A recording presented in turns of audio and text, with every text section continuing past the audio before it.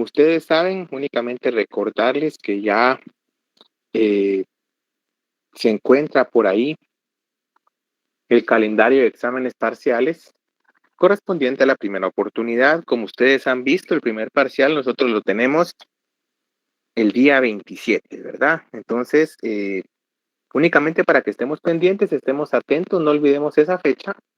También aquellas personas que por motivo de trabajo o por motivo laboral no puedan realizárselo ese día, pues ya saben que deben cumplir con los requisitos que establece el normativo de evaluación para solicitar el examen extemporáneo.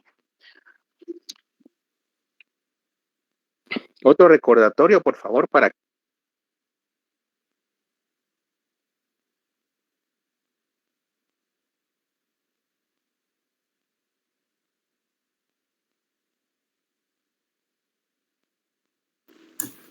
Licenciado, se le apagó su micrófono, creo yo. Gracias, Marlene, muy amable. Únicamente les comentaba para recordarles la fecha del examen, que es el 27 de este mes. De igual manera que por favor estemos atentos a cada clase, ya que en la misma clase pues yo les voy a transmitir la forma en la cual se va a realizar el examen. Aún no tenemos respuesta de una plataforma oficial de parte de la facultad. Otro aspecto importante también es recordarle a aquellas personas que ese día tengan algún problema laboral o algún problema de enfermedad, que deben cumplir con los requisitos que establece el normativo para poder solicitar el examen extemporáneo. Otro aspecto es, por favor, a las personas que aún no han colocado imagen en su correo, esta va a ser la última clase en que se les va a permitir el ingreso en esas condiciones. Si la siguiente clase no colocan imagen en su correo, una fotografía, no se les va a permitir el ingreso, tal como es el caso de Gaby, como es el caso de José Eduardo. Sí, algún otro por ahí que no haya colocado imagen. Entonces no se vayan a sorprender si en algún momento en la clase siguiente se les rechaza la admisión. La clase pasada, nosotros habíamos empezado a desarrollar el tema de atributos de la personalidad jurídica individual o los atributos de la persona jurídica individual. Habíamos empezado a ver lo que es el nombre. Y cuando hablamos del nombre, pues empezamos a hablar de su definición, empezamos a hablar de su fundamento legal, cómo se da la identificación de la persona, cuál es la forma legal en que una persona se puede identificar, cuáles son las 4 variables que nos encontramos en que una persona puede identificarse, en dónde consta la inscripción del nacimiento de una persona y qué hacer en aquellos casos cuando únicamente hemos sido inscritos con un apellido. Y ahora, ya con la reforma del Código Civil, pues nosotros queremos ser inscritos con los 2 apellidos de nuestra madre. De esa cuenta le quisiera preguntar a Wagner. Wagner, ¿estás presente? Adelante, licenciado. Gracias, Wagner. Nosotros mencionábamos la clase anterior también las teorías de la personalidad, es decir, cuando una persona nace a la vida jurídica como tal. ¿Me podrías indicar cuál es la teoría aceptada por Guatemala?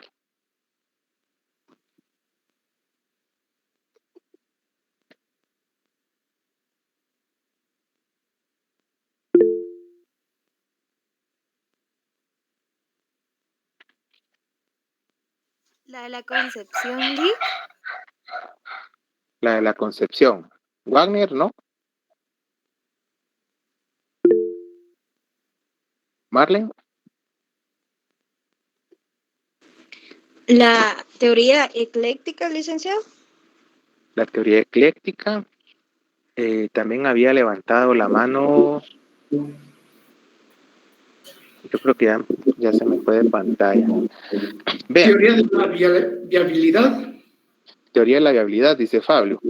Vean, sí. ¿Cuál es la teoría que acepta Guatemala? Eso creo que sí lo dejamos bastante claro en la clase pasada.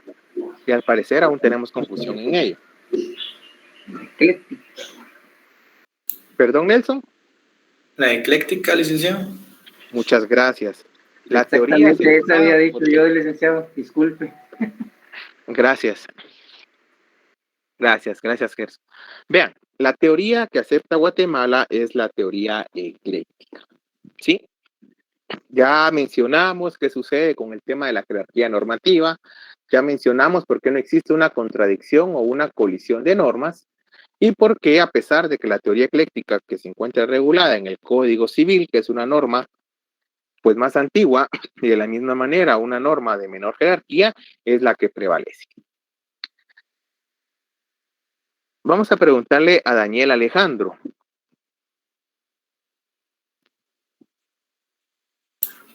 Sí, licenciado. Daniel Alejandro, ¿cómo se conforma o cómo se integra el nombre?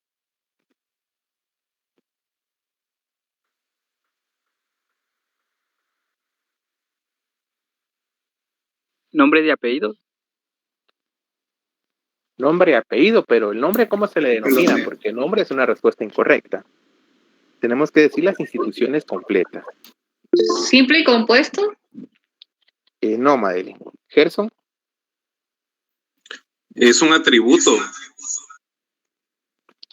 No, Gerson. Estamos hablando de la integración del nombre y ustedes lo tienen en pantalla. Se integra con el nombre propio o nombre de pila y el nombre de familia, nombre patronímico o apellido.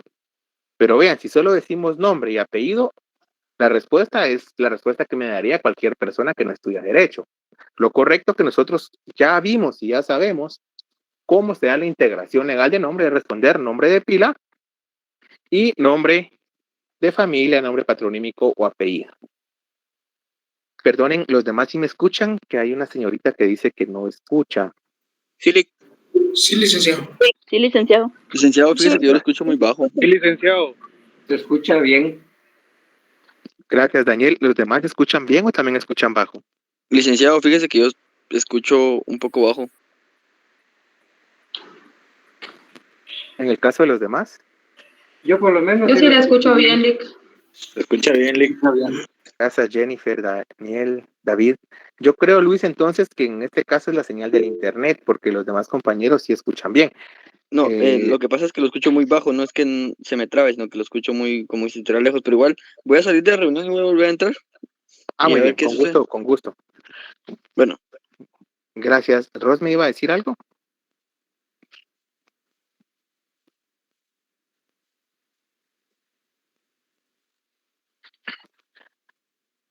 Vean entonces, también vimos algunos ejemplos, por muy burdos que parecieran, porque es algo pues que en el día a día nosotros lo tenemos muy presente.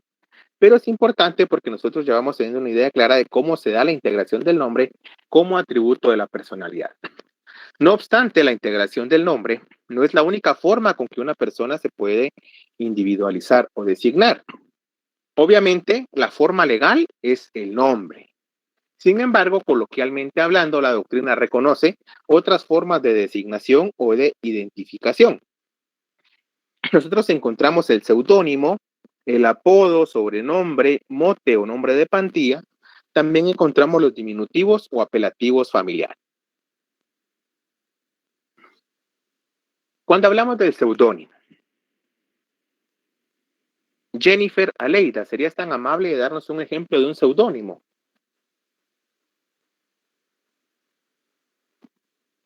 La verdad no tengo idea, Lick. No has escuchado nunca de ninguno. Luis Francisco. No, Lick. Cuando alguien tiene los ojos verdes le dicen el gato, el seudónimo. El gato. Gracias, Luis. Madeline. Un seudónimo es cuando alguien tiene los mismos nombres y los mismos apellidos. No, ese es un homónimo. Ah, gracias. Para servirte. ¿Alguien más? ¿Nombre falso, Lick? No, no les estoy preguntando qué es, sino que me den un ejemplo. Lick, podría ser así como con el caso de Facundo Cabral. Ajá. ¿Cómo Por ejemplo, Facundo Cabral? O sea, su nombre en sí es Rodolfo Enrique Cabral, pero su seudónimo sería Facundo Cabral. No sé si esté bien. Facundo Cabral, perdón. Estamos bien. Estamos bien y les voy a indicar por qué. Vean, cuando nosotros nos estamos refiriendo al seudónimo como una forma de designación, tal como lo mencionó Lenoshka, estamos hablando de un nombre falso. Estamos hablando de un nombre convencional o de un nombre ficticio. En este caso, el seudónimo tiene como característica que se elige libremente por la persona que lo va a utilizar. Y esto lo va a hacer con la finalidad de encubrir u ocultar su verdadera personalidad o identidad en determinado sector.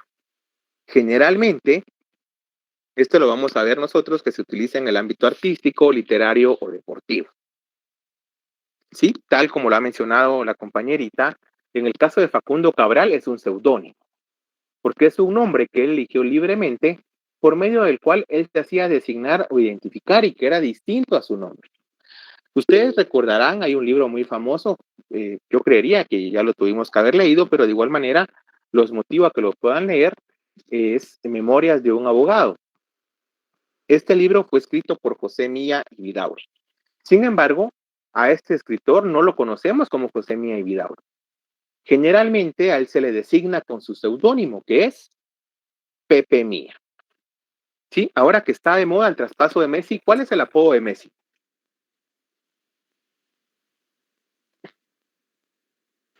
La pulga, La pulga. PST. La pulga. La pulga. Si se dan cuenta, él está haciendo uso de un nombre ficticio, un nombre convencional, y lo hace para ocultar su propia identidad. En el caso, para quien mencionaba que es su apellido, ya tenemos claro que el nombre está integrado por nombre de pila y apellido, ¿verdad? El nombre es general. En el caso de los apodos, sobrenombres, motes o nombres de pandilla, también son nombres falsos, son nombres ficticios. En este caso, van a tener un carácter informal. Sin embargo, su empleo no se va a limitar a una esfera particular o determinada de la vida de la persona que es designada con esto. Quiere decir que tiene una aplicación más amplia o más generalizada. Otro aspecto importante es que a diferencia del seudónimo que es creado por la misma persona, este apodo, sobrenombre, mote o nombre de pandilla es creada por una persona diferente o una persona distinta de la persona que es designada. Y esta designación o este apodo, nombre de pandilla o mote va a ser establecido con base en características o cualidades de la persona designada, ya sean positivas o negativas, o bien de índole físico o índole intelectual. Ya mencionaban por ahí. Generalmente, por ejemplo, ustedes ven esto pongamos el ejemplo en una parte legal. Cuando se pertenece a un grupo de crimen organizado, como son las pandillas, cada uno pues se va ganando un sobrenombre o un apodo. Sí, este no es impuesto por la persona, es impuesto por alguien más. ¿Sí? Ustedes recordarán el famoso caso del Smiley. Obviamente ese no era su nombre. Ese era un apodo que había sido atribuido por un tercero para identificar a una persona. Lo mismo pasa cuando nosotros escuchamos que fuimos a la tienda del chino, por ejemplo. ¿Sí? Estamos estableciendo un apodo o un sobrenombre con base en las características físicas de esa persona. ¿Sí? El gordo, la flaca, etcétera, ¿verdad? En el caso del diminutivo o apelativo familiar, este también constituye una forma para identificar o individualizar a una persona en el ámbito coloquial. También va a ser creado por personas distintas al sujeto que lo emplea. Generalmente, este uso o este empleo se va a ver restringido al ámbito familiar, al ámbito cercano de las personas, es decir, a las relaciones íntimas o privadas del sujeto designado. Francisco.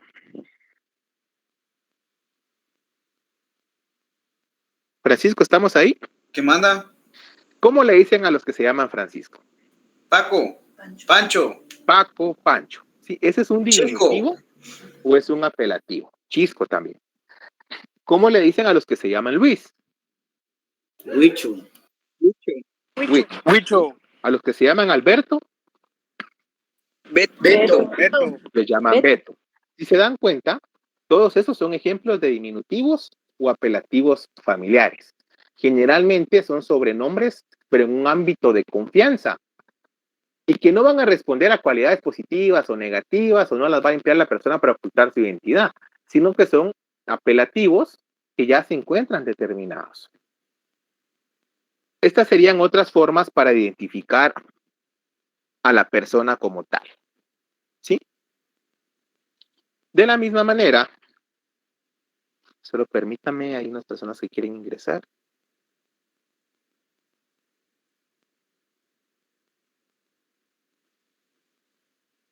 De la misma manera, existen algunas teorías que nos sirven para entender cómo se determina la naturaleza jurídica del nombre.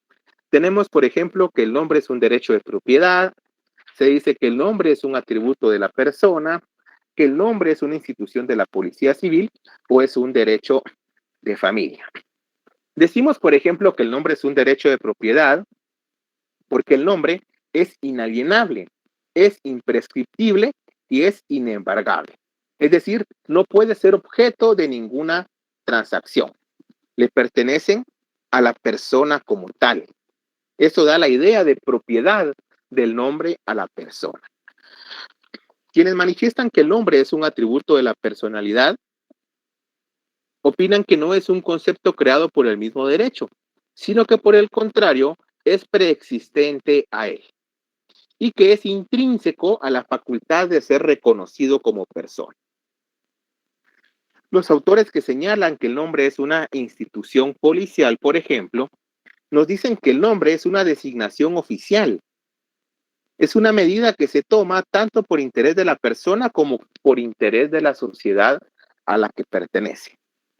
Por eso se dice que el nombre no es propio de la persona, sino es una institución al servicio de la sociedad. Quienes mencionan que el nombre es un derecho de familia, establece que este nombre como tal adquiere relevancia, porque el mismo es para uso exclusivo de esas relaciones privadas o relaciones íntimas. De la misma manera, es la familia la que libremente ha designado cuál es el nombre de pila y obviamente pues el nombre patronímico o nombre de familia ya viene como una connotación propia de la filiación de los padres hacia los hijos. No nos vamos a ahondar mucho en estas teorías, de igual manera van a estar consignadas en el material que les iré compartiendo, pero sí me interesaría que ustedes tuvieran en mente que existen 4 teorías fundamentales que explican la naturaleza jurídica del nombre.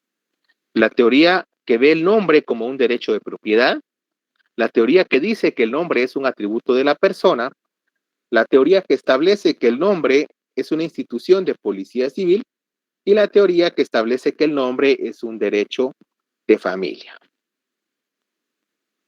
Hasta acá, ¿alguien tiene alguna pregunta o alguna duda con el nombre?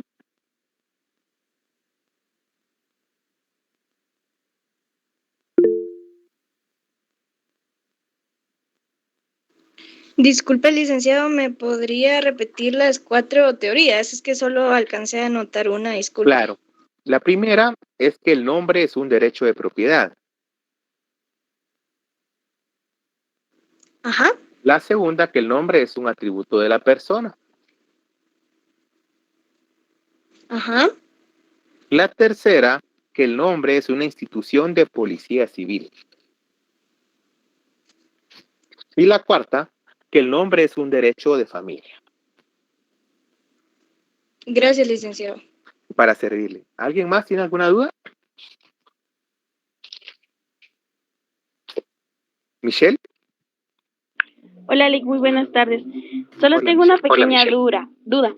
¿Por qué dice que el nombre es una teoría de la institución de la policía civil? No, no es que yo lo diga. Existen, para explicar la naturaleza jurídica de dónde proviene el nombre, existen ciertas teorías que lo sustentan. Y en el caso de esta teoría es el nombre que ha recibido por su fundador o por su creador.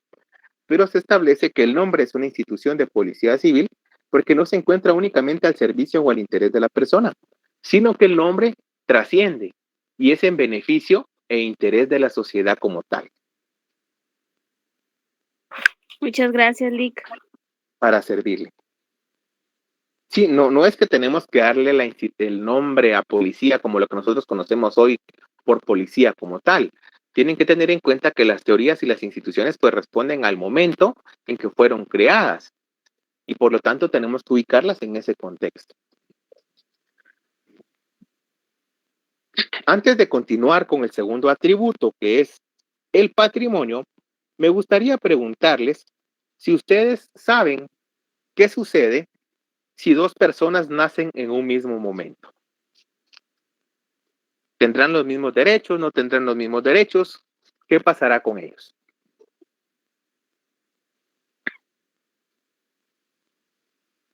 Por los minutos, por los segundos o minutos que tienen de diferencia son los derechos, pues, pienso yo, pues la verdad no sé, eso es lo que se me viene ahorita. O sea, usted piensa, digamos, que el que nace primero tiene más derechos. No, o sea, ya tiene, bueno, que el derecho ya lo tiene antes de la concepción, o sea, es, pues... No, como pasaba en Japón, que el primogénito masculino es el que se daba.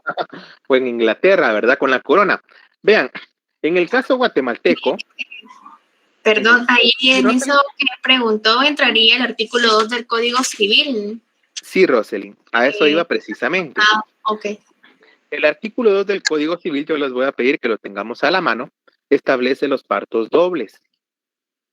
Por favor, vamos a hacer una integración legal y le vamos a colocar al artículo 2 con nacencia. ¿Sí? Eso se escribe junto. Con nacencia. Con nacencia. Dice, artículo 2, partos dobles. Si dos o más nacen de un mismo parto, o sea, nacen en un mismo momento de una misma madre, se consideran iguales en los derechos civiles que dependan de la edad. Sí, es decir, los dos van a tener los mismos derechos, las mismas obligaciones. Y esto nos referimos en cuanto a tener un nombre, un domicilio, herencia, derechos de sucesión, etcétera, ¿verdad? Se consideran nacidos al mismo tiempo en cuanto a los derechos que poseen. De la misma manera, si dos personas fallecen al mismo momento, nos encontramos ante la circunstancia regulada en el artículo 3, que es la conmorencia. Dice el artículo 3, si dos o más personas hubieran fallecido de modo que no se pueda probar cuál de ellas murió primero, se presume que fallecieron todos al mismo tiempo, sin que se pueda alegar transmisión alguna de derechos entre ellos. ¿Sí? Por ejemplo, supónganse ustedes que en un accidente fallece la abuelita y fallece uno de nuestros papás.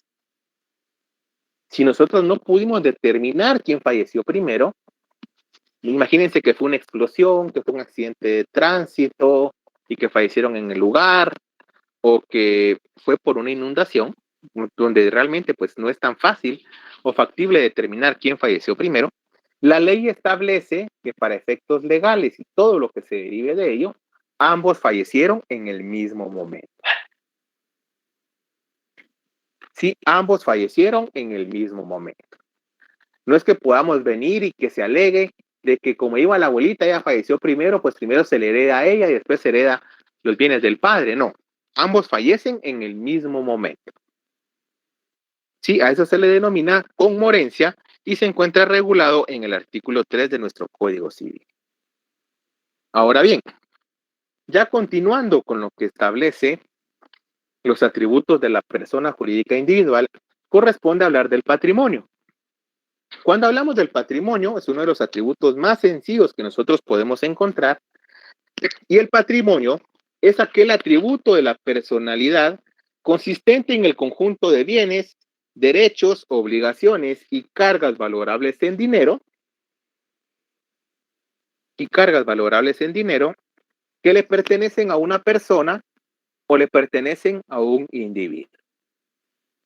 Es decir, el patrimonio va a estar conformado por ese conjunto de las relaciones jurídicas que son propios de cada persona. Ojo, estas relaciones jurídicas deben tener utilidad económica. Es decir, el patrimonio va a estar integrado por el activo y el pasivo de cada persona. ¿Cuál podría ser entonces un ejemplo de patrimonio? Alguien que quiera dar un ejemplo. Una casa, un carro. Una casa, un carro. Tierras. Tierras, negocios. ¿Qué más podría ser patrimonio? Cuentas bancarias. De ahorro. Cuentas bancarias, cuentas de ahorro, Empresas. empresas que se consideran como bienes muebles, Tierras.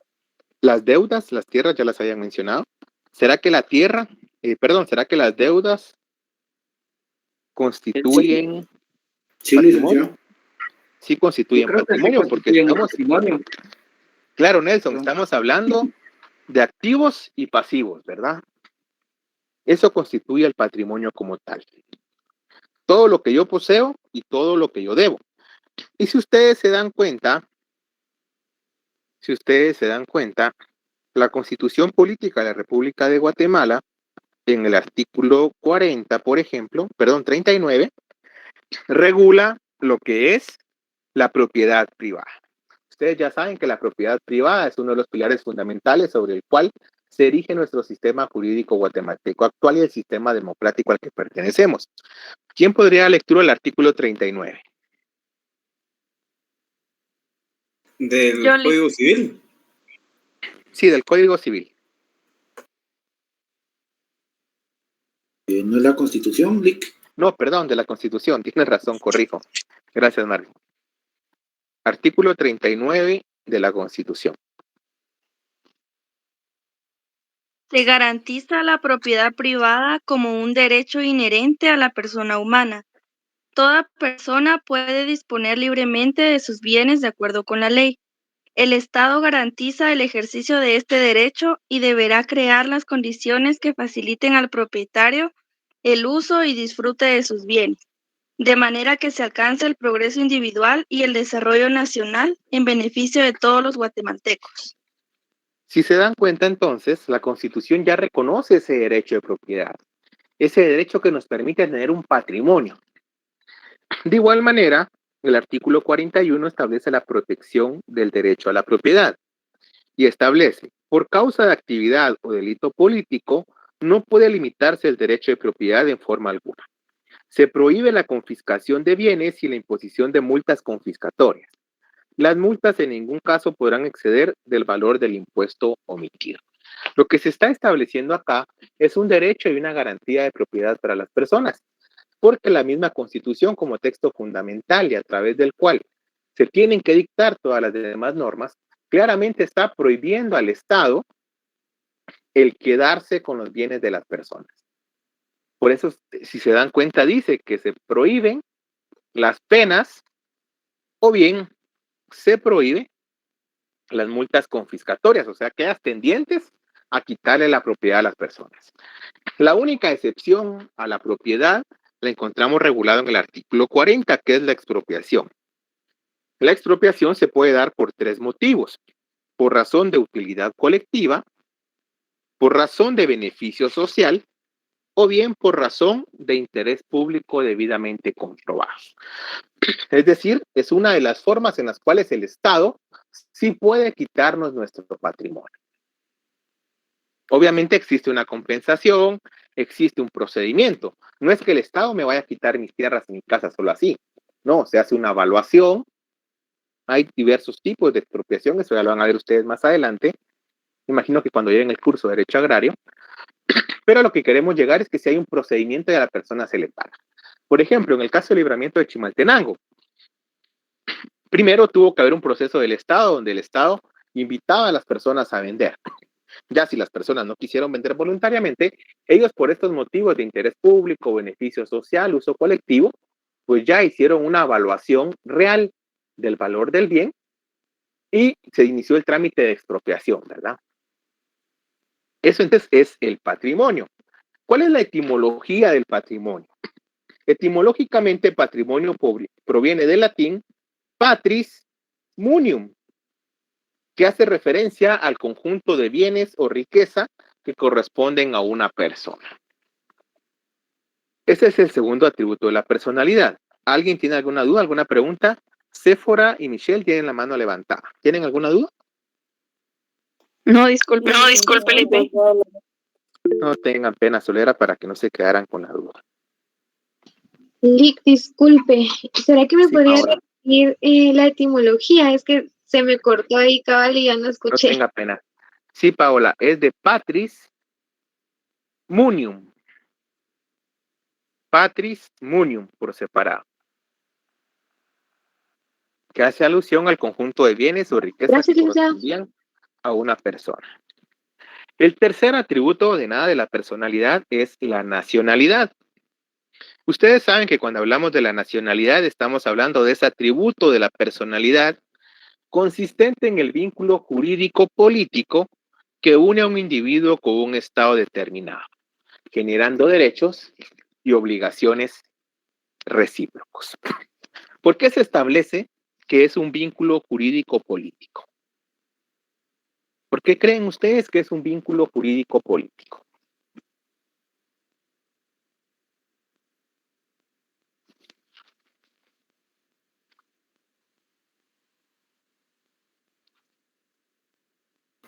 Porque una persona tiene que como acatar las órdenes y leyes del estado al que pertenece, pero ese estado también le está dando derechos que pues utiliza, ¿no? Gracias, Mara José. Vean, si se dan cuenta, cuando ustedes ven nuestra Constitución, el nombre es Constitución Política. ¿Sí? O sea, es innegable el aspecto político o el elemento político en nuestro ordenamiento jurídico. ¿Cuál es la finalidad de la Constitución? Regular la conducta de las personas, y esto lo va a hacer jurídicamente al momento de dictar o establecer normas. Cuando se dice que la nacionalidad consiste en un vínculo jurídico-político, precisamente es por ello, porque este vínculo es reconocido, es otorgado o es establecido por la regulación legal de cada país. En este caso, por la Constitución Política de la República de Guatemala. ¿Por qué dice que genera derechos y deberes recíprocos? Al ser reconocido yo como guatemalteco, ¿qué derechos tengo?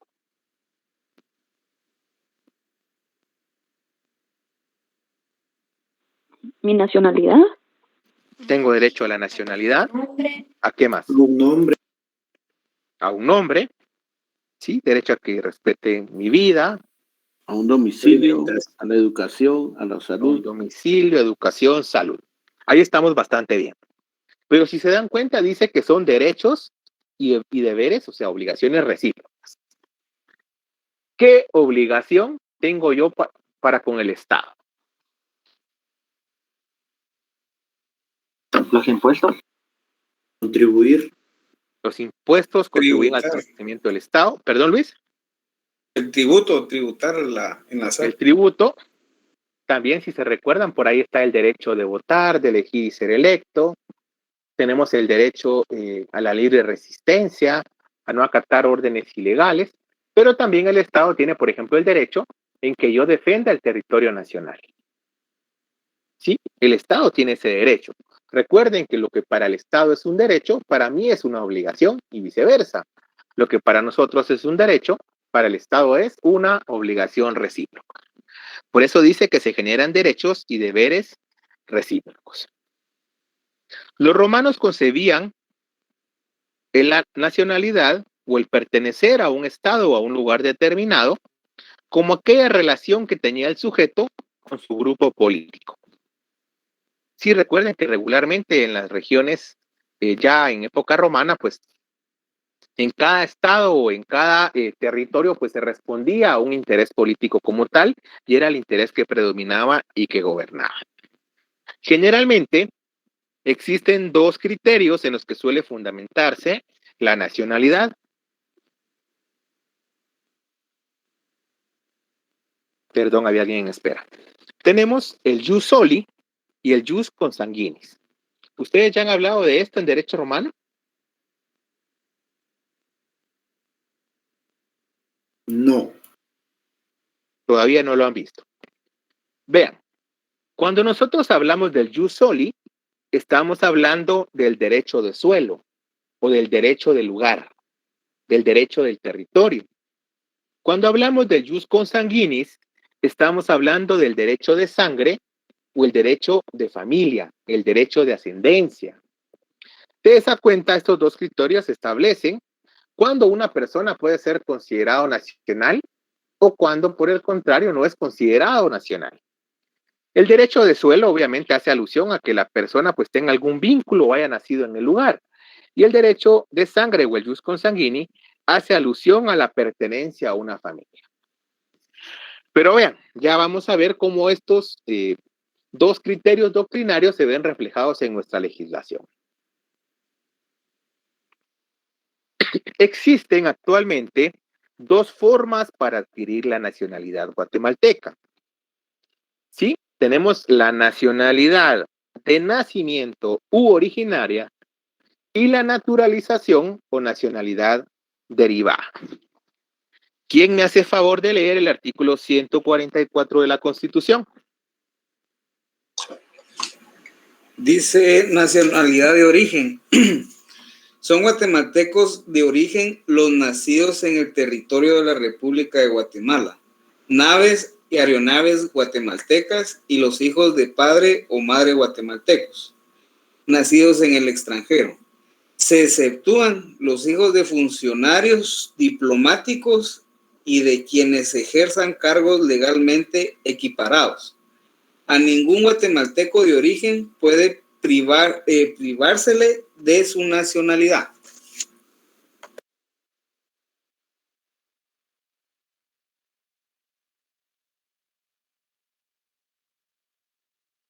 Su micrófono, licenciado. Muchas gracias. Si se dan cuenta, entonces, el artículo 144 habla sobre los nacionales de origen y nos dice quiénes son considerados bajo esta perspectiva. Algo que tenemos que tener en cuenta es que ustedes van a encontrar en algunas legislaciones ya anteriores a nuestra Constitución el término nacionales naturales o guatemaltecos naturales, y en otras van a encontrar el término guatemaltecos de origen. ¿A qué viene esta diferencia? La Constitución anterior y constituciones anteriores a la de 1985 regulaban este concepto como guatemalteco natural. De esa cuenta, como la nueva Constitución, que es la del 85 y es la que se encuentra vigente, nosotros donde leamos guatemalteco natural, vamos a entender que hace alusión a guatemalteco de origen. Sí, y les pongo un ejemplo. Si ustedes recordarán cuando estábamos mencionando por ahí algunos ejemplos, mencionábamos que el artículo 2 del Código de Notariado establece que para ejercer esta profesión de notario se requería ser guatemalteco natural. Sin embargo, como la Constitución vigente regula el concepto guatemalteco de origen, pues hoy en día ese requisito se configura como guatemalteco de origen. El artículo 145 regula la nacionalidad de los centroamericanos y establece que también se consideran guatemaltecos de origen, es decir, con la misma calidad de los regulados y reconocidos en el artículo 144, a los nacionales por nacimiento de las repúblicas que constituyeron la Federación Centroamericana, se adquieren domicilio en Guatemala y manifiestan ante autoridad competente su deseo de ser guatemalteco. En este caso, podrán conservar su nacionalidad de origen sin perjuicio de lo que establezcan los tratados y convenios centroamericanos. Vean entonces, la nacionalidad de nacimiento o nacionalidad originaria, ¿sí, Stephanie? Licenciada, buenas tardes. Fíjese que yo me quedé con una duda con respecto al artículo 144. ¿A qué se refiere cuando dice... Ay, Dios mío, ya lo perdí. Que se exceptúan los hijos de funcionarios diplomáticos o que ejercen cargos legalmente Equiparados. Sí, es equiparados. Ahorita te lo voy a responder. Ahorita vamos a explicar los dos artículos paso a paso. Gracias, Lick. De nada. Vean entonces, si se dan cuenta, tanto el artículo 144 y el artículo 145, pues nos dice quiénes se consideran guatemaltecos. Número 1, se consideran guatemaltecos de origen los nacidos en el territorio de la República. ¿Sí? Los que nazcan en el territorio nacional. ¿Eso será derecho de suelo o será derecho de sangre? Derecho de suelo. Derecho de suelo. De suelo, Lick. Segundo presupuesto, son guatemaltecos de origen los nacidos en naves y aeronaves guatemaltecas. ¿Será derecho de suelo o será derecho de sangre? De sangre. Derecho de sangre. De suelo. Es derecho de suelo. Derecho de suelo. En ningún momento se menciona a la familia o a los padres. Sí, tienen que tener en cuenta que las naves y aeronaves guatemaltecas se consideran territorio guatemalteco. Eso quiere decir que si ustedes, por ejemplo, van de vacaciones a Europa y su hijo nace durante el viaje, su hijo adquiere la nacionalidad en primer momento de los padres y en segundo momento puede adquirir la nacionalidad de la nave o el buque en el que se dirigen. Es decir, si fuera un avión de nacionalidad mexicana, su hijo también tendría derecho a la nacionalidad mexicana. Otro elemento importante es que dice, se consideran guatemaltecos de origen los hijos de padre o madre guatemaltecos. ¿Este será derecho de suelo o derecho de sangre? De sangre. De sangre. Derecho de sangre. Ahí no hay para dónde, ¿verdad? Es decir, aquí no importa si el niño nace en otro país. ¿Sí? Supónganse ustedes que ustedes se van de vacaciones o por trabajo ustedes se van a vivir a otro país. Si su hijo nace en otro país, ellos tienen derecho a la nacionalidad guatemalteca, porque sus padres son guatemaltecos. ¿Sí? Aún así, solo un padre sea guatemalteco, ese niño tiene derecho a optar por la nacionalidad guatemalteca. La Constitución se lo permite. Eso indistintamente de que el estado donde nazca, pues permita tener una doble nacionalidad, ¿verdad? Alex había levantado la mano. Sí, licenciado, para aclarar uno, cuando nacen en otro territorio, o sea, en otro país, pero en una embajada, porque lo que tengo entendido, la embajada se considera como también como territorio nacional. Ahorita no hemos llegado a ese punto, Alex. Cuando lleguemos, con gusto se lo aclaro. Okay. Vean. Dice, se exceptúan, era la pregunta de Stephanie, los hijos de funcionarios diplomáticos y quienes ejerzan cargos legalmente equiparados. Por ejemplo, si naciera aquí en Guatemala el hijo del embajador de Estados Unidos, él puede conservar su nacionalidad estadounidense. Por eso se establece la excepción. Dice, se exceptúan, o sea, no se consideran guatemaltecos de origen, los hijos de funcionarios diplomáticos o de quienes ejerzan cargos equiparados.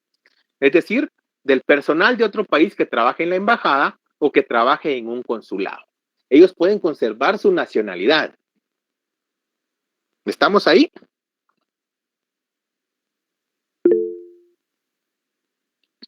Sí, licenciado. Stephanie, ¿estamos ahí? Sí, Lick. Víctor.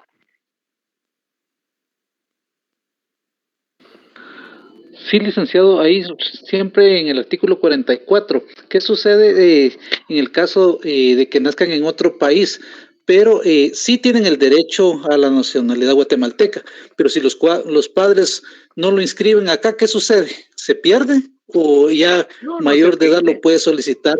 No se pierde, vean, o sea, la ley es clara cuando establece que si usted es hijo de padre o madre guatemalteca y nace en el extranjero, tiene derecho a la nacionalidad guatemalteca. Ahí no hay pierde ni hay por qué buscarle tres pies al gato. ¿Qué quiere decir esto? El derecho a la nacionalidad es imprescriptible y no es un derecho que dependa del padre o la madre. Obviamente, pues el bebé no tiene poder de decisión en ese momento, pero si en algún momento él quisiera adoptar la nacionalidad guatemalteca, puede hacerlo. Obviamente tendrá que probarlo. Tendrá que presentar las partidas de nacimiento o las certificaciones en su caso de su padre o de su madre o de ambos, para probar que él tiene derecho a la nacionalidad guatemalteca. ¿Karina? Sí, licenciado, buena tarde. Disculpe, referente a eso, pero si los padres son guatemaltecos, pero él nace en otro país, también no puede tener la opción de poder tener la nacionalidad de dicho país en el que nace también. Eso ya lo mencionamos, Clarina. Por eso yo les mencioné que el hijo de padre o madre guatemalteca que nace en otro país tiene derecho a la nacionalidad guatemalteca, independientemente de que si el país donde naciera permitiera la doble o múltiple nacionalidad. Eso Ok, ya gracias, tendría que ir licenciado. usted a ver el país del que se trate para Ok, ver si lo reconoce o no lo reconoce, o lo permite o no lo permite, muy bien, gracias, licenciado. para servirle. Estamos bien con la nacionalidad de origen. Sin embargo, adicional a estas tres causales, el 145 de la Constitución regula una cuarta. Y dice que también se consideran guatemaltecos de origen los nacionales por nacimiento de las repúblicas que constituyeron la antigua Federación Centroamericana. Yo les pregunto a ustedes, ¿qué países constituyeron la antigua Federación Centroamericana?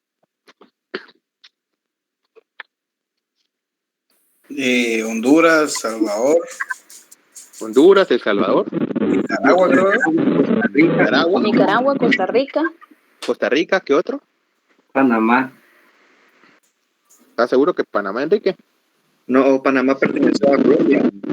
Panamá pertenecía a Colombia todavía. Belice. Belice también pertenecía a Guatemala en aquel entonces. Vean, eso quiere decir que estos nacionales por nacimiento de esos países que mencionamos, Belice, Salvador, Honduras, Nicaragua y Costa Rica, también se consideran guatemaltecos. Es decir, tienen los mismos derechos y las mismas obligaciones que alguien nacido en Guatemala o que alguien nacido en una nave o aeronave guatemalteca o hijo de padre o madre guatemalteca. Sí, los mismos derechos. Cuando hablo de los mismos derechos, yo les pregunto, ¿cuáles son los requisitos para ser presidente? Tener 40 años y saber leer y escribir. ¿Dónde dice que el presidente tiene que saber leer y escribir?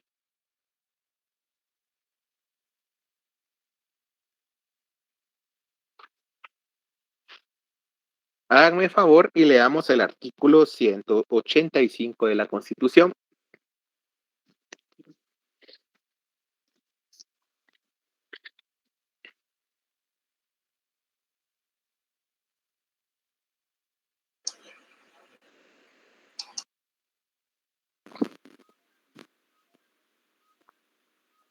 Selismundo, leamos el artículo 185, por favor.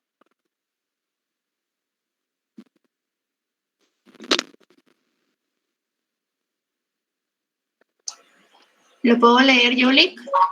Por favor, Rosalind. Requisitos para optar a los cargos de presidente o vicepresidente de la República. Podrán optar a cargo de presidente o vicepresidente de la República los guatemaltecos de origen que sean ciudadanos en ejercicio y mayores de 40 años. Gracias, Rosalind. Vean, entonces yo les pregunto, ¿un hondureño podrá ser presidente de la República de Guatemala? No. ¿Quién dijo que no? No. Sí. Rosadelia, ¿y quién más? Sí pueden optar a ser presidente, digo yo. Rosadelia y Astrid, ¿por qué creen ustedes que no? Yo dije que sí. Que no es guatemalteco de origen. Yo creo que no, licenciado. Astrid y Wagner, entonces. ¿Por qué no son guatemaltecos de origen? ¿Y dónde queda lo que dice el artículo 145? Pero es como, lo que pasa que como son hondureños, y en el artículo 145 dice si adquieren domicilio en Guatemala. Ah, no, estamos hablando de que llenaron los requisitos que tengan que llenar. Porque constituyeron la Federación Centroamericana. O sea, ellos tienen los mismos derechos. Obviamente tendrán que llenar un procedimiento administrativo. No es que por default o inmediatamente se les reconozca. Pero ellos tienen derecho a la nacionalidad guatemalteca si llenan el procedimiento administrativo y porque son nacionales por nacimiento de esos países que formaron la antigua Federación Centroamericana. Eso quiere decir que nosotros podríamos tener un hondureño de presidente, podríamos tener un beliceño de presidente, podríamos tener un costarricense de presidente. ¿Sí? Otro ejemplo claro, yo no sé si ustedes recuerdan, hace poco nosotros tuvimos un hondureño precisamente presidente del Congreso. ¿Ustedes lo recordarán, no?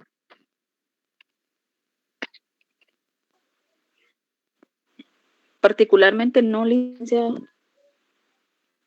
¿Alguien que se recuerde?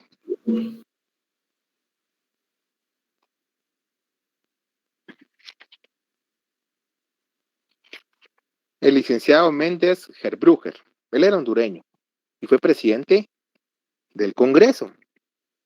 Precisamente por esto, porque él tenía la nacionalidad guatemalteca. Y si ustedes se dan cuenta, cuando habla de los requisitos para optar al cargo de diputado, precisamente él cumplía con estos requisitos. 162 requisitos para el cargo de diputado. Para ser electo diputado se requiere ser guatemalteco de origen y estar en el ejercicio de sus derechos ciudadanos. Es decir, él cumplía con la prerrogativa de ser guatemalteco de origen. Vean, ahora vamos a lo que mencionaba Wagner. Los centroamericanos por nacimiento, que hace relación el artículo 145, no es que automáticamente le reconozcamos solo así la nacionalidad guatemalteca, no. Hay condiciones y hay un procedimiento. En este caso establece la Constitución que ellos tienen que reunir dos requisitos fundamentales. El primero es que adquieran domicilio en Guatemala. Es decir, que vivan en Guatemala por lo menos un año. El segundo requisito es que manifiesten ante autoridad competente, si ustedes quieren le colocan ahí en la Constitución gobernador departamental, para que sepan, su deseo de ser guatemaltecos. Es decir, se tienen que reunir tres requisitos. El ser nacional por nacimiento en esos países, el tener domicilio en Guatemala, que es por lo menos un año, y haberlo manifestado ante autoridad competente. En este caso, gobernación departamental. Si se reúnen esos requisitos, se les reconoce la nacionalidad guatemalteca. En el caso de la naturalización o nacionalidad derivada regulada en el artículo 146 de la Constitución, es algo diferente, porque cuando hablamos de estos elementos, nos estamos refiriendo a una forma de adquirir la nacionalidad guatemalteca para aquellas personas que no sean nacionales por nacimiento o que no sean guatemaltecos de origen. ¿Quiénes son guatemaltecos de origen? Los del 144 y los del 145. Es decir, para todas aquellas personas que no reúnan los presupuestos del 144 y 145, o todos aquellos países que se encuentren fuera de la regulación del 144 y 145, ya aplica la naturalización o la nacionalidad derivada. ¿Sí? Obviamente se tiene que seguir un procedimiento establecido en la ley de nacionalidad y en otras leyes y cumplir estos requisitos para poder optar a la nacionalidad guatemalteca. En otras palabras, amigos, la naturalización o nacionalidad derivada es el proceso por el cual un ciudadano de un estado adquiere la nacionalidad de otro estado, con el cual ha adquirido un vínculo producto de una estadía mantenida por un tiempo determinado de manera legal o bien por motivos como el matrimonio o ascendencia directa. Esto quiere decir que aquellas personas que no sean nacionales por nacimiento o nacionales de origen, como es el caso de El Salvador, Honduras, Nicaragua, Guatemala y Belice, por ejemplo, o aquellas personas nacidas que sean hijos de padre o madre guatemalteco, deben hacer esta solicitud y este trámite de naturalización. Para que se hagan una idea, algunos de los requisitos que se solicitan en este trámite es, por ejemplo, que la persona que hace la petición deba estar inscrita como guatemalteco, como extranjero domiciliado. ¿Sí? Ya debe estar previamente inscrito como extranjero domiciliado. Otro requisito es que el solicitante debe tener la calidad de extranjero domiciliado, pero por lo menos durante los 5 años previos a la presentación de la solicitud. Es decir, no solo basta que esté inscrito, sino que además ya tiene que tener 5 años de estar inscrito en esa calidad. Durante esos 5 años no tuvo que haberse ausentado del territorio nacional durante un lapso mayor a 6 meses consecutivos, o bien que hayan sido periodos menores pero que sumados todos estos periodos sumen más de un año. Y por último, el interesado debe ser mayor de edad y civilmente capaz. Así es como se adquiere la nacionalidad derivada o la naturalización. Rosa, si fuera tan amable, coméntalo por micrófono. Perdón, Lick. Que vi que se está fallando mi micrófono, no lo escucho bien. Voy a leer lo que escribió Rosa. Rosa Ortiz dice: le comento un caso personal. Mi papá es salvadoreño y cuando iniciaron a dar los DPI, él tuvo que presentar cartas de vecinos que confirmaban que él tenía varios años de vivir en Guatemala, ya que él no estaba casado con mi mamá. Sí, esto se da porque él no adquirió la nacionalidad guatemalteca por vínculo del matrimonio, sino él lo hizo por él lo hizo en forma derivada, pero por el presupuesto del artículo 145, que él pertenece a los países que conformaban la antigua Federación Centroamericana. ¿Alguien más que tenga alguna duda con la nacionalidad?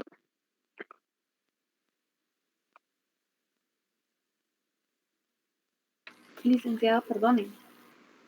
De los que formaban esta organización, pueden tener la nacionalidad guatemalteca, pero algún guatemalteco puede tener la nacionalidad, por ejemplo, de Nicaragua.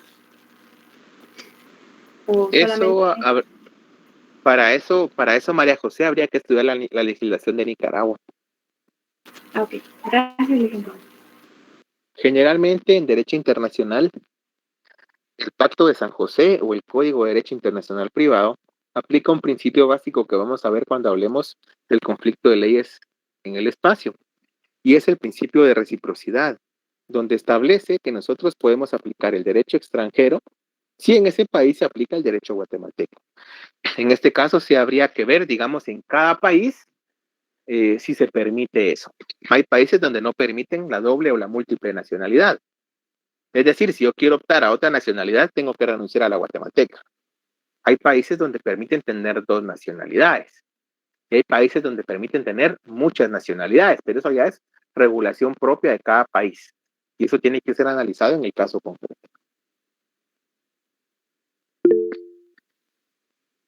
Pero digamos, en el caso de Guatemala no hay ningún impedimento para que un guatemalteco tenga otra nacionalidad. ¿Cuántas nacionalidades podemos cumplir? No se establece un límite, obviamente no es antojadizo, ¿verdad? O sea, en cada caso se debe probar el por qué quiero la nacionalidad, como en el caso de Guatemala. La naturalización, tengo que tener algún vínculo con el país. No es que de la nada yo quiera venir y se me ocurra tener la nacionalidad guatemalteca. Sí se debe comprobar el vínculo o el nexo. De igual manera, hay casos en los que puede ser suspendida la nacionalidad y casos en que la nacionalidad guatemalteca puede perderse. Eso, si ustedes quieren ahondar a ello, lo pueden ver en lo que es la ley de nacionalidad. ¿Alguien más que tenga alguna pregunta o alguna duda? Creo que el presidente constitucional tiene dos nacionalidades, no estoy mal, la guatemalteca y la italiana. Recuerdo haber leído un artículo sobre eso. Sí, así es, él tiene doble nacionalidad. La ex vicepresidenta en época del PP también tenía doble nacionalidad. Es decir, en el caso de Guatemala no tenemos limitante para poder tener otra nacionalidad. Armando y luego Jorge.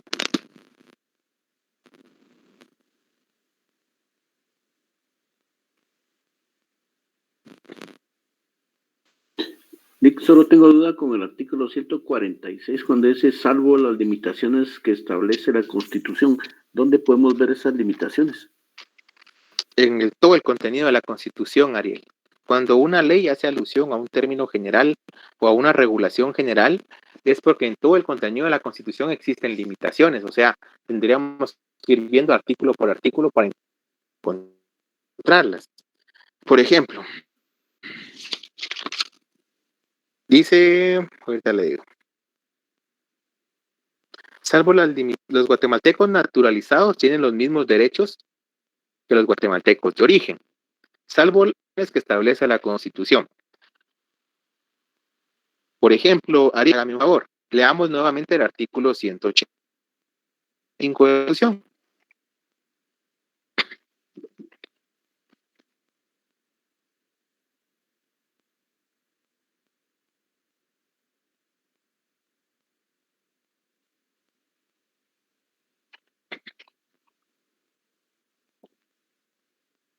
¿185 me dijo? 185. Sería requisitos para optar a los cargos de presidente y vicepresidente de la República. Podrán optar a cargo de presidente o vicepresidente de la República los guatemaltecos de origen que sean ciudadanos en ejercicio y mayores de 40 años. Ahí estamos. Le pregunto a Ariel, ¿será que los naturalizados pueden optar a cargo de presidente o vicepresidente? Según esto, no, licenciado.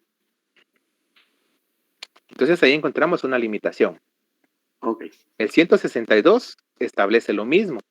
Para ser diputado, únicamente guatemaltecos de origen. Es decir, que los naturalizados o los que adquieren la nacionalidad derivada tienen los mismos derechos, salvo las limitantes de la Constitución. En este caso, para ellos es limitante ser presidente o vicepresidente.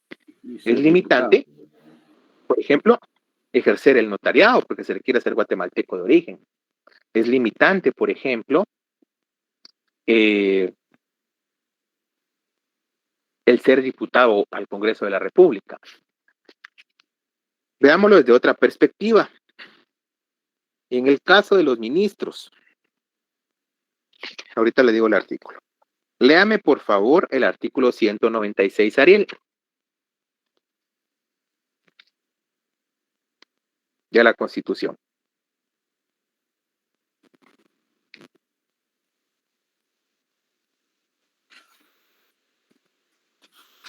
Requisitos para ser ministro de Estado. Para ser ministro de Estado se requiere: A. Ser guatemalteco. B. Hallarse en el goce de los derechos de ciudadanos. Y C. Ser mayor de 30 años. Gracias, Ariel. Ahora le pregunto, ¿será que un venezolano que ha adquirido la naturalización o la nacionalidad derivada puede ser ministro en Guatemala? Pues si yo veo aquí que solo me dice ser guatemalteco y no me dice si es origen o naturalizado, considero que sí. Estamos en lo correcto, Ariel. Si se da cuenta, en el caso de ser ministro, no hay ninguna limitante. En este caso, los naturalizados tienen los mismos derechos, porque solo la condición es ser guatemalteco.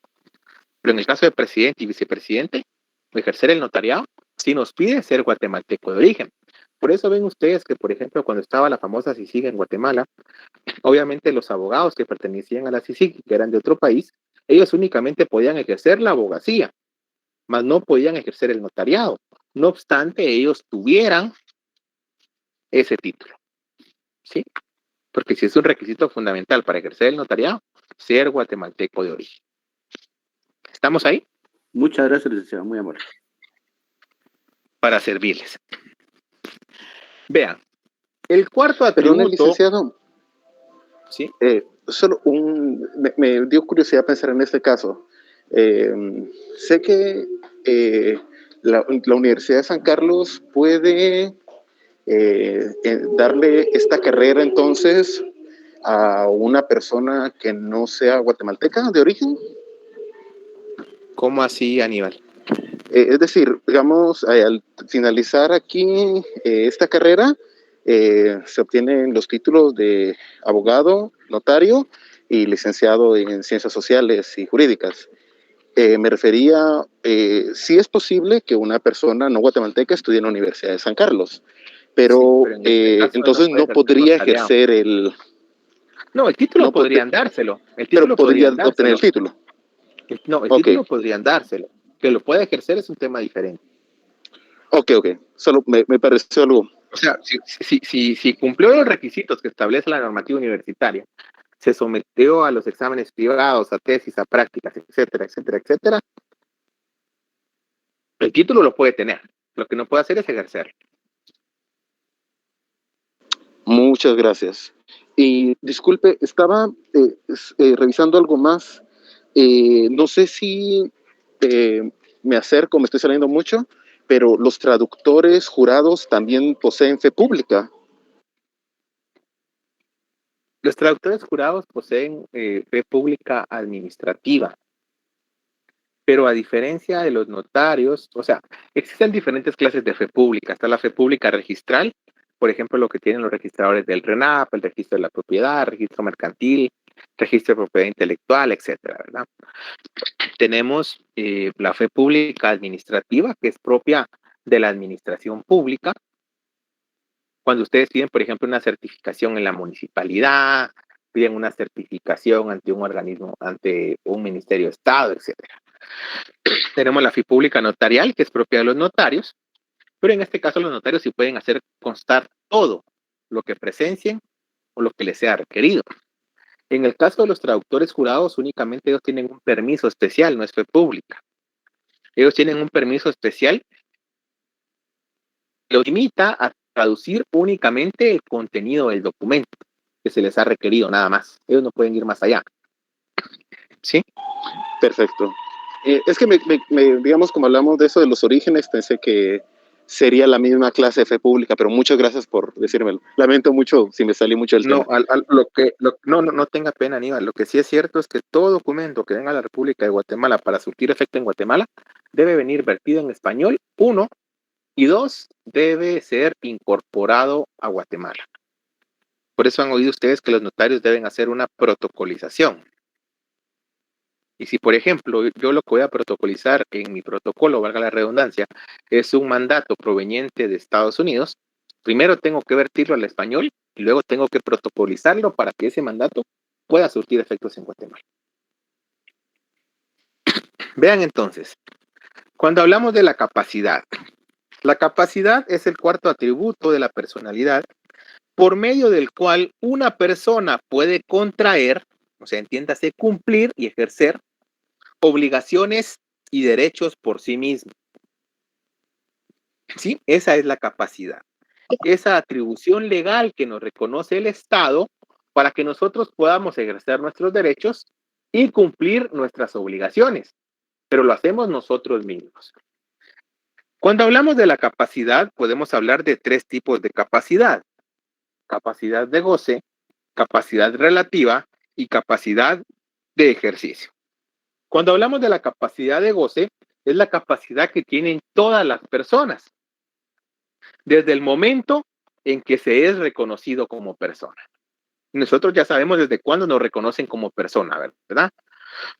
Desde el momento de la fecundación, ¿sí?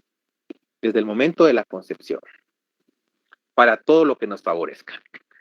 Esa capacidad de goce es esa aptitud que nosotros tenemos para tener derechos y obligaciones.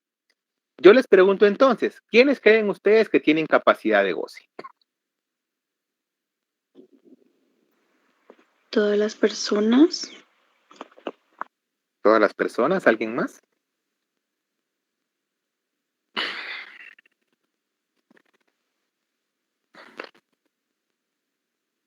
¿No? Vean, la capacidad de goce la tienen los menores de edad. ¿Sí? La capacidad de goce la tienen los menores de edad. Obviamente, los menores de edad ya pueden ser sujetos de derechos y obligaciones y pueden ejercer derechos y obligaciones. La única limitante es que no pueden ejercerlo por sí mismos. Ellos sí necesitan actuar a través de su representante legal. ¿Y quién es su representante legal? Los padres. Los padres, pero ojo, la respuesta correcta es los padres en ejercicio de la patria potestad. Si los padres hubieran perdido la patria potestad, ya nuestra ley civil regula lo que es la figura de los tutores y los protutores. ¿Sí? Ahora bien, en el caso de la capacidad relativa, esta también es una capacidad propia de los menores de edad. ¿Sí? En el caso de la capacidad relativa, la misma ley reconoce un permiso especial para que los menores de edad puedan ejercer ciertos y determinados derechos y cumplir ciertas obligaciones por sí mismos. Es decir, es una excepción a la regla. Esta capacidad relativa regularmente se le reconoce a aquellos menores de edad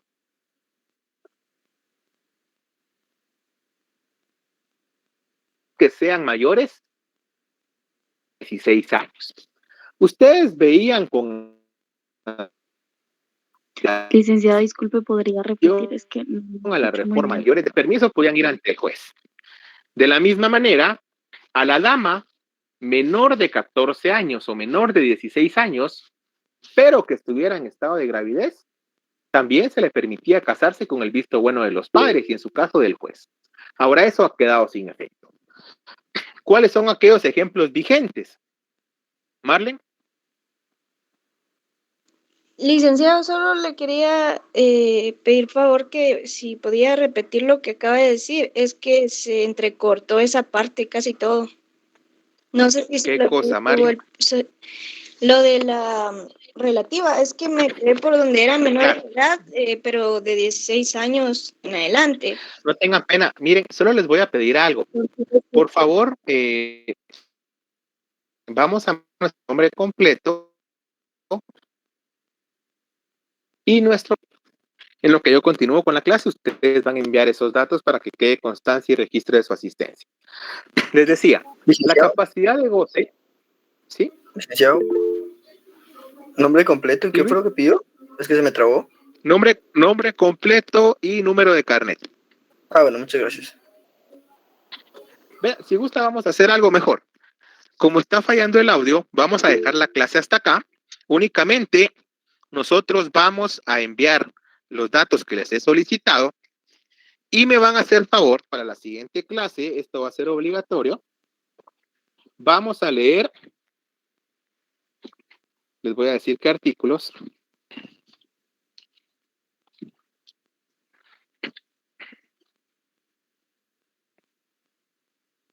Vamos a leer el artículo 8.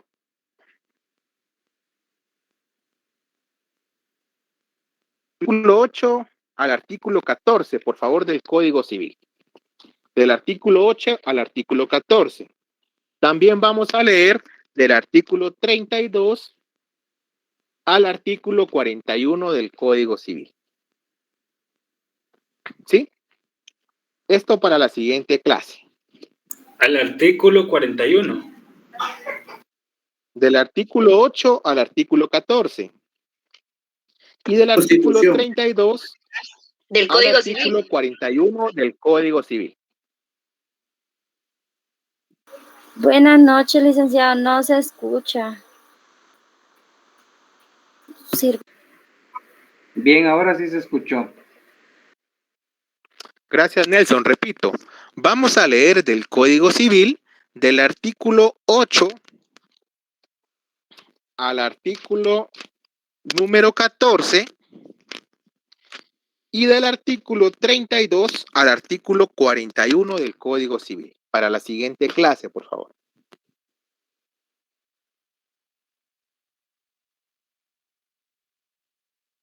Licenciado, buenas noches. Con una consulta, sus diapositivas las está compartiendo por algún medio.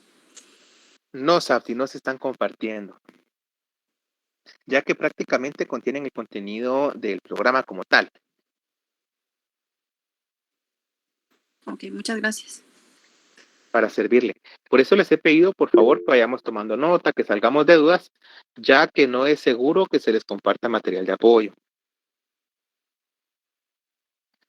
¿Quién levantó la mano?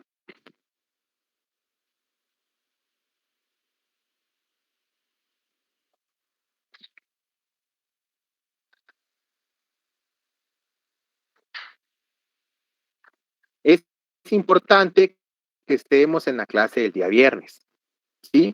Posiblemente realicemos una actividad que nos va a servir en cuanto al contenido del curso.